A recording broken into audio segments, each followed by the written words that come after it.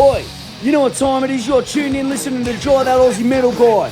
Make sure to hit that like and subscribe button so you don't miss any of his content when it drops. And remember, stay brutal, you mad dogs. Roof! G'day, how you all going? It's Dry That Aussie Metal Guy here with Crank.com and with that metalstation.com. So today, tonight, wherever you are in the world, it's a great pleasure that I'm having a chat with Sean from HEISTS, who are due to drop their latest single, Left to Loathe, which is an absolute ripper. Does drop June 9th. Sean, cheers for joining me, man. No problem, man. How are you? Yeah, I'm good, dude. Fucking, as I was saying before we jumped in there, that I have heard of you guys before, so it's really cool to get to have a chat with you about HEISTS, in particular this single, but I wouldn't mind having a chat about kind of how the band began, kind of work my way through into the latest single, man. Yeah, for sure. So I think it was 2017, if I'm correct. Yeah. So we were, me and the singer were in a previous band. I think the drummer might have been on the tail end of that as well, like the current drummer of HEISTS. So we were in a previous band called Boardwalks. Anyone who hears this and knows who that is going to bully me later on. Which is kind of the same thing, but not on nearly the same level, I suppose. We're sort of, I think we started taking it a lot more seriously once we chucked the name change down. But we'd had a few lineup changes. The sound was changing. We're in the process of trying to record a full length, which is probably, in hindsight, probably not the smartest decision considering how good we were at the time. But then, I suppose we scrapped a few tracks off of what was meant to be the potential full length, progressed with an EP and a couple of tracks from that. And HEISTS was born. And the change felt right. Like it was a big moment for us. And like people started paying more attention with the different name and like the songs were better. Kind of a step up as well. Kind of a step up for you guys. And you're going, fuck, okay, we're really going to make a good push on this as well and really start working our ass off with this, Yeah, that's it. With this last release, we're like, oh, we've changed again. Should we change the name again, boys? No, yeah, well, that Disquiet, talking about that Disquiet EP was the one that dropped, which is 7 tracks on it. So quite a long EP, kind of like a little mini album there, man. What was it like making that first album? Sorry, what were you saying? What was it like making that first EP, Disquiet, man? Like, did you just do it all in-house or? Yeah, so we recorded that with Sunny True Love, which most people probably know from STL Tones, like it's a bunch of online, what am I talking about? Like digital guitar thingy, amps in, that's what I'm talking about. So I think we were one of the last bands he did before he started doing the STL stuff full time. But initially, like I said, we were doing a full length. And then Chris, for the first time in his singing career, kind of blew his voice out halfway through recording that. And then so it took ages for that to sort of happen. So we kind of had time to dwell on sort of who we are and the identity of the band. I think it was me. Yeah, I finished up the vocals for that. So we ended up like waiting until he'd recovered. It took a few months for some reason. Like probably should have gone to like an ENT and stuff, but we sort of just waited it out until he felt good. Then I finished up the vocals for it, and then we started releasing songs from that. I think the big changing point for us was like there was a bit of attention off the first single, which was Outrage. Yeah. But it was Revenant that sort of really took the mark for us, and we were like, oh, okay, like choruses. Like I think that was the only one on the only song on that had like a big singing sort of chorus. Yeah. And that sort of completely changed the trajectory of how we started looking at the band and like what we've wanted to do, and like that we loved writing songs like that. We just didn't think that our fan base at the time, as small as it was, would probably care. Big changing moment for us, I think, with that specific song from Disquiet. And also how you kind of release music as well, I think kind of changed a little bit. You know what I mean? You had that Memorial, you kind of teased it out a little bit more. You had the Red Herring track, then the Cold War, and then you dropped the Troubled Souls. And the film clips also, like with Neck Up Media, you got Chris and Guy, so he's lucky enough to able to do that in-house. But the film clips have been pretty sweet to go along with it. It seems to be that YouTube's a really good medium. Like you put out a good film clip now, you get a lot of listens on that, and people jump over, stream it, whatever as well. But yeah, it's I think it's a creative outlet. So Chris pretty much directs all the videos. Yep. And Guy's amazing in his own right. If you check out, I think it's Haraway Burn It All is one of his most recent work. Harrow and Trice too. Yeah, dude. Yeah, they're the boys. But anyway, both of them are just creative geniuses. Like, I'm watching them. So I think the first video clip Chris had ever done, Guy had done some other stuff that wasn't great, I guess. No offense, buddy. But that was the first video clip was Revenant. And that was we did that in it was like a prison in Newcastle, like in New South Wales. Oh, nice. Yeah, it was weird. It was a weird, cool day. There was a point where I spun my guitar and it ripped onto the fairy lights that hang in the video. I ripped them all down and we had to set them up again. Yeah, it's definitely been convenient having those two in the band, because I mean, for the kind of stuff that we want to put out and what the level that we're trying to achieve with the videos, the cost is upwards of $4 to $10 grand, depending left to low. You've seen it, yeah. That was I think 60 or 70 hours of just editing for Chris just to make that all sit right. You know what I mean? And then the color grade on top of that and everything else. So it's definitely very convenient. It gives us a little bit more money to, I suppose, focus on other things like marketing the band and, trying to make sure that we can put on the best possible show that we can when we do headliners and things like that. Well, how do you go marketing the band, man? Because I'm quite interested. I always chatting to lots of bands overseas, but believe it or not, I don't chat to as many Aussie bands. So how does it go, man? Because I know what the scene's like here in Australia. There's not too many outlets where we have so many good bands in here in Australia. Yeah. Talking about yourselves, HEISTS in particular, you've got your Triple J, the Racket, or a couple other places where you can play. Yeah. You've got Hoagie doing what he's doing. But there's not many places here in Australia for metal bands to kind of get their name out as well, I find, at times. It's definitely not like America. Like in America, where you have Sirius XM Octane, which is massive and covers all of the Americas, including South America. And over there, that's such a massive deal. You know what I mean? It's people listen to the radio over there. Whereas over here, it's cool, but if you're not Amity Affliction or Polaris or something, you're probably not going to get feature artist of the week as a breakdown band. You know what I mean? So I do a bunch of, and I've done a bit of stuff with other bands like Stepson and Ocean Sleeper and Deficit. Band as well. Interviewed them, the boys too. Stepson. Who, Deficit lads? Yeah, Stepson as well. Oh, Stepson, yeah. Hey, my homies. Yeah, I know, dude.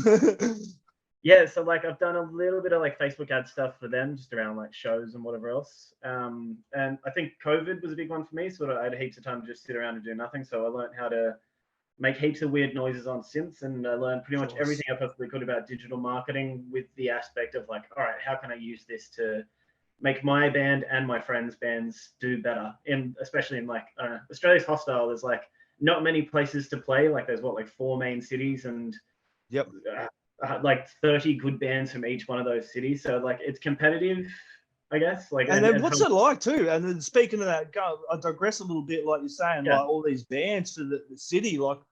I do have a lot of friends and bands all over the place, and they're saying at the moment it's bloody hard to get live shows booked in Sydney, and that to basically just give up on fucking the city at the moment and start playing regional areas in the New South Wales. Yeah, especially with all the venues that have shut. Yeah. It's all over the show. And then there's also that thing of, I think Melbourne's all right for this. There's not many rooms in Sydney that can accommodate under 200 people. So there's not many places for people to cut their teeth. Yeah. Shout out to the Bergen Hotel, literally the best room of that size in the country. But I think fan bases get a little bit bored if you're just playing the same place over and over again. You know what I mean? Yeah. Yeah, had a pretty good run of shows too recently as well. Was that in December? You got to play with Comeback Kid as well. How's that? Yeah, that was cool. I always find that I'm definitely appreciative of those shows. They're awesome, and you get to play in front of more people than you could ever imagine putting in a room by yourself.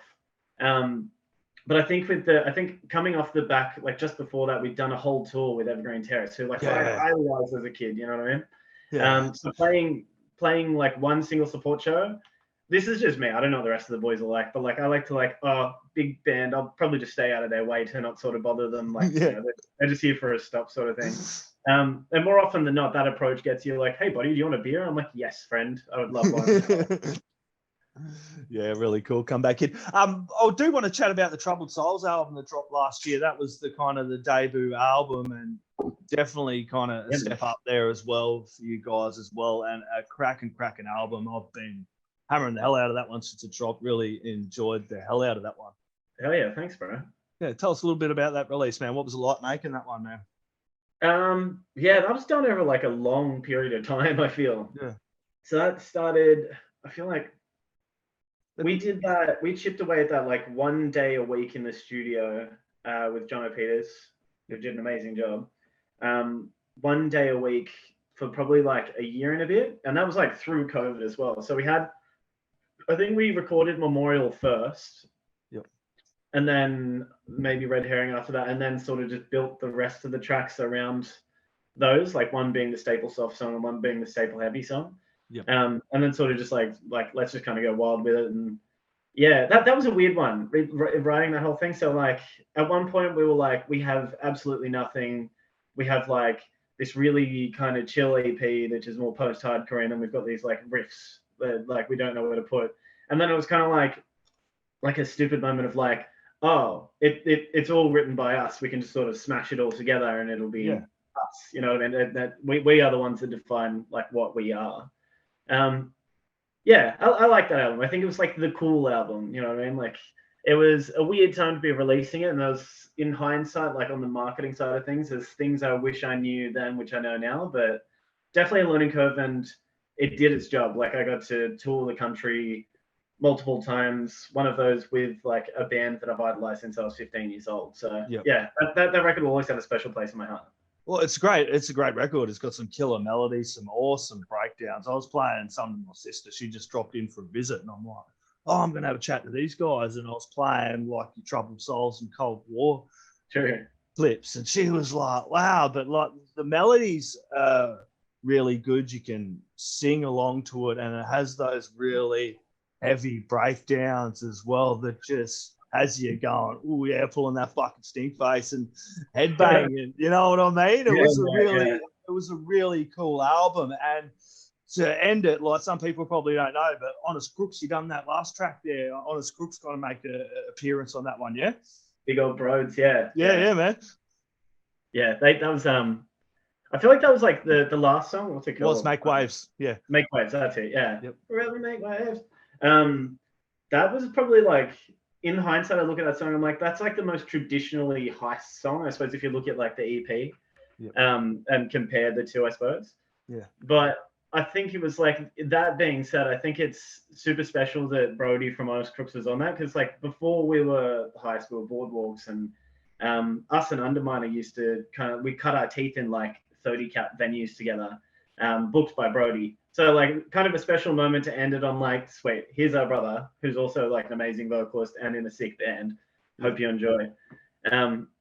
Yeah, I like that song. I like all the songs. Yeah, me too. It's a killer album. We have some great bands here in Australia, and we're talking about Honest Crooks. The Sounds of Hell, that album dropped today. Yeah. Like, you know what I mean? Like, we have so many quality, talented bands here in Australia. Sometimes I bang my head against the wall, like just with people here, like, check out some of the stuff we've got going on, because we have some amazing stuff going on in this scene at the moment as well. 100%. It's good to see it come back as well, because I feel like when we were in that Boardwalks era, that was like, I think maybe 2015, 2016, and we were sort of just screwing around. Like there was like a big divide between, you had your massive bands and then kind of no one, and then a bunch of bands that could barely pack 100 people into a room. Like Polaris and Justice for the Damned were sort of, at least from the Sydney point of view, like they were kind of like blowing up. Yeah. I can't really speak to Melbourne and Brisbane because I don't think I was switched on as a human at that point in my life, just not very conscious of the other scenes. But yeah, I've spoken to a few people from other states, and they've said similar things. Like that was a weird kind of dark period where there was no promoters anymore. Not many bands were at a level where like the local scene was thriving, I suppose. There was just sort of club shows a lot. Yeah. It's good to see it turning around. There's so many of my friends that, like, I remember playing shows with them, and we played shows to like 50 people, and then now they're on tour with all these amazing international bands overseas. Like it's crazy. It's crazy to see.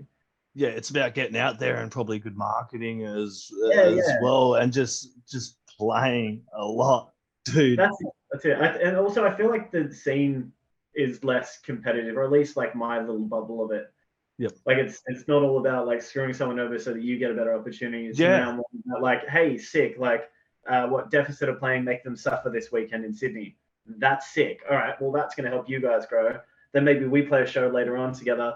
Then we all grow together and then team up with another band from And this then we'll all state. be there at the show together as well. That's another thing. That's it. We're all kind of going to these shows and attending these local shows as well. Not just the big bands that are coming in from overseas, but the Aussie shows that are playing, the Aussie bands that are playing, you know, getting down to fill those venues. I think the hunger has been there after COVID, and there was kind of that period where everyone was like, oh, what are we doing? How do we go back into this? But now everyone's kind of got back right into it. And I do bag on fucking Spotify a lot, but I think people like using these streaming platforms and able to access more bands instantly, you know what I mean, and have that ability to go, fuck, I can HEISTS-Sean and crank that Troubled Souls album, you know what I mean? The people still remember to buy merch and go to fucking shows. That's not supporting. That's not the only way to support, you know what I mean? If that's the only way you're supporting. But I think that has opened it up, the scene a lot more as well too. For sure. I think, Spotify is a beautiful marketing tool, but I don't like that it doesn't really translate necessarily to you trying to sell tickets at a show, you know what I mean? Like, if you're telling all your audience on like Facebook and Instagram, like, hey, we've got this thing coming up, that can only be 10% of your Spotify audience. So like, there's a weird disconnect between Spotify and kind of the rest of the internet. And kind of YouTube as well, as you mentioned, like you've got fucking some clips on there with 20,000 views and yet only 789 subscribers. Like, what the hell are you doing, people? Just hit the subscribe. It's not that hard. I've got like I know what you mean, that many channels on there, dude. I just show some love, people. That's all it is, dude. It's not that much. Yeah, YouTube's weird as well because like these days, YouTube's algorithms built for people that are posting weekly, and I'm like, well, I can't record a song, get the video ready and release it and have it all promoted properly within a week. You know what I mean? Like it's YouTube's weird, but it does its job.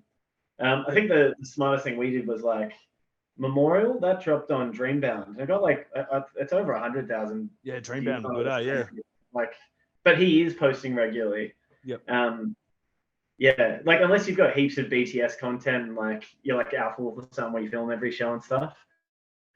YouTube's just hard. Yeah, it is. Okay, let's jump into this latest track, man. Left to Loathe. It's an absolute ripper. Enjoyed the hell. Speaking of breakdowns, dude, it has a killer breakdown in it. It just has you like, whoa, man, the clip, everything. Tell us all about it, dude. She's Left to Loathe. Where did that start? That, its earliest phases, I've heard about 7 different versions of what Left to Loathe could have been. And like from its early point of view anyway. Man, we worked hard on that one, I think. I don't know, it's good. It's good. It was cool to like, I think the album sort of taught us like, hey, we can do whatever we want. So like this one has like more samples and more like synths and stuff, which was mad for me because I love playing around with that sort of stuff. The first verse in that song, like the soft, clean sort of song thing. Oh man, there was probably like 40 or 50 different versions that, and like the singer Chris, he was coming over to my house every night. He's like, "All right, let's try this. Let's try this version. Let's try this." And there was a version we recorded, and it just wasn't right. Like it wasn't sticking for ages. And it wasn't until we hit up our friend from Ocean Sleeper, Ione, and we were like, "Yo, we need your help, dude. Like, can you do anything about a melody?"